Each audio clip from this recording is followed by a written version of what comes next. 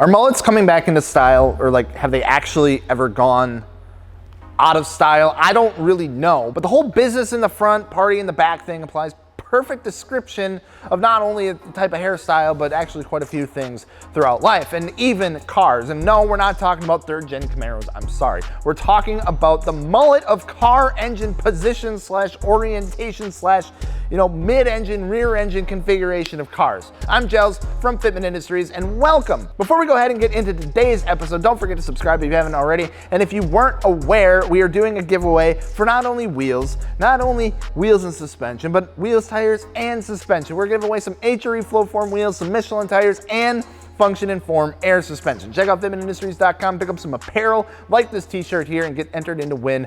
And the drill, of course, wheels, tires, suspension, fitmentindustries.com. We are going to be talking about mid-engine, rear-engine, and maybe a little bit of front engine cars, because they're just a little weird. And what is the point of one versus the other? Should I go with a mid-engine? Is it worth buying a mid or rear engine? Are they affordable? I thought they were really expensive. Well, that's what we're gonna talk about today. So let's break it down with a little backstory on some of the first mid-engine or rear engine cars that there were. The experimentation with engine placement in cars originates, of course, from the world of racing, just like a lot of other things that we've come to love, and dates all the way back into the early 1900s. One of the first documented race cars, in fact, the NW Rensweier, was a Czech manufactured rear engine racer built in May of the year 1900. And even though it looks nothing like a race car compared to modern standards, the car was considered to sit, pretty low. There were no body panels on the car. Everything was kind of exposed. The two-cylinder Benz-built engine produced a whopping 12 horsepower, and the engine sat transversely or horizontally over the rear axle that it provided the power to. And even though they probably weren't thinking a whole hell of a lot, about the science about moving the engine, behind the driver and above the axle, the concept proved to be extremely beneficial. Throughout the next century, racing and motorsports exploded across the world, and many manufacturers such as Porsche, Ferrari, Lotus really kept up with the mid and rear engine platforms.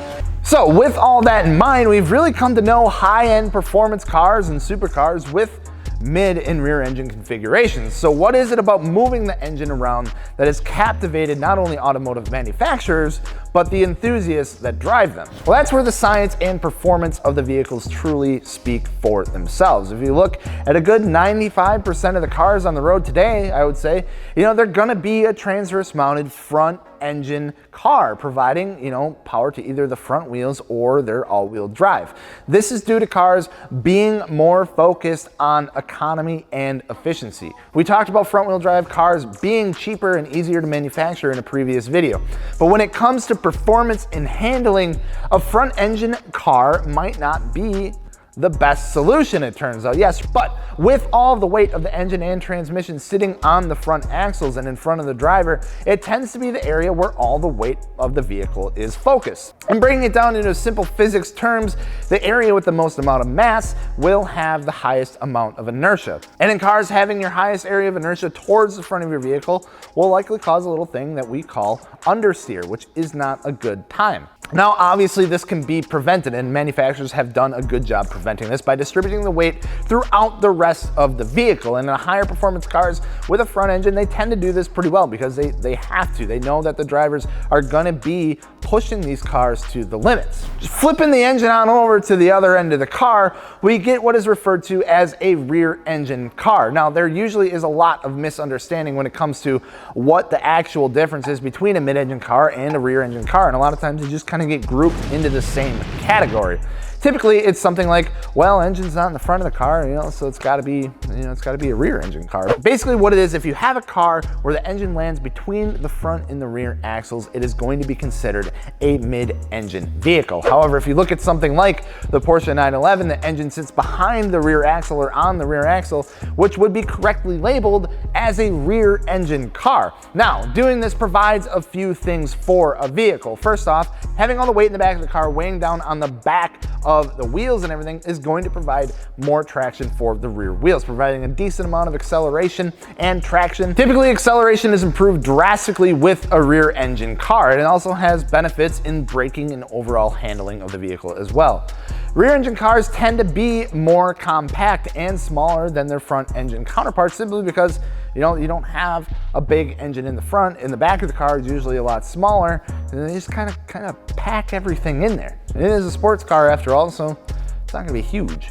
Surprisingly enough, mid-engine vehicles are some of the least common out there. However, a lot of their owners and drivers will tell you that the mid-engine platform is by far the best out of all the options. This is more likely due to the overall feel and handling of the car.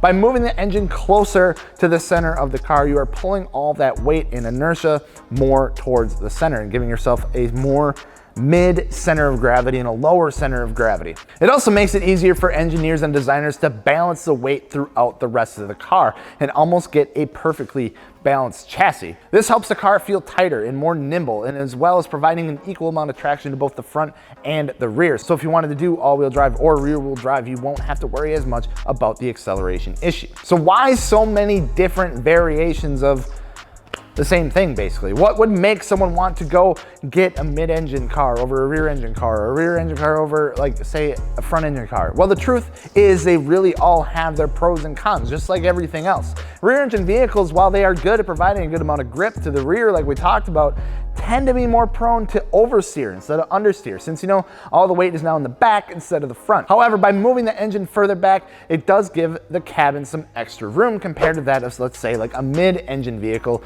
where the engine's usually placed like right behind the driver's seat. You don't get a lot of cabin room. We also tend to see the cars with engines in the back aren't the easiest to work on either, as they're, like we said, they're packed into as tiny of a space as possible. All platforms can perform incredibly well. Manufacturers have been able to counteract a lot of these problems and issues with, improved suspension components, weight distribution, a lot of testing, driver assist, all that kind of stuff that really goes into what makes modern sports cars and modern supercars what they are.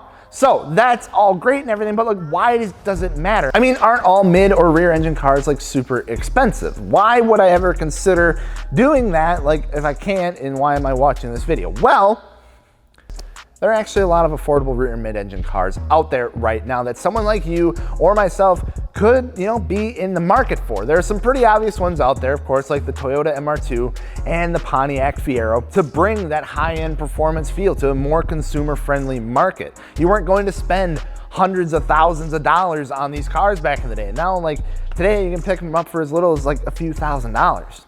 We do see cars like the first generation Porsche Boxster and even the Cayman come down significantly in price, and you can pick them up anywhere between $10,000 to $20,000. And I mean, of course, if you can do it, and you can go out there and spend the hell money on a GT3 RS or a Huracan or a McLaren or a Lotus or whatever it might be, and you're really considering getting into a high performance mid or rear engine vehicle, our recommendation would be to try out a few different platforms for yourself to really understand the different feel and handling performance that a rear engine would give you versus a mid engine versus, let's say, a front engine. Because when it's all said and done, there is a reason high-end performance cars are still being made and are known for having that mid or rear engine orientation. And it really comes down to what the driver, like yourself, is looking for out of their vehicle. But that is going to wrap it up for today. Thank you guys so much for watching. Let us know down in the comments what your go-to mid or rear engine car would be.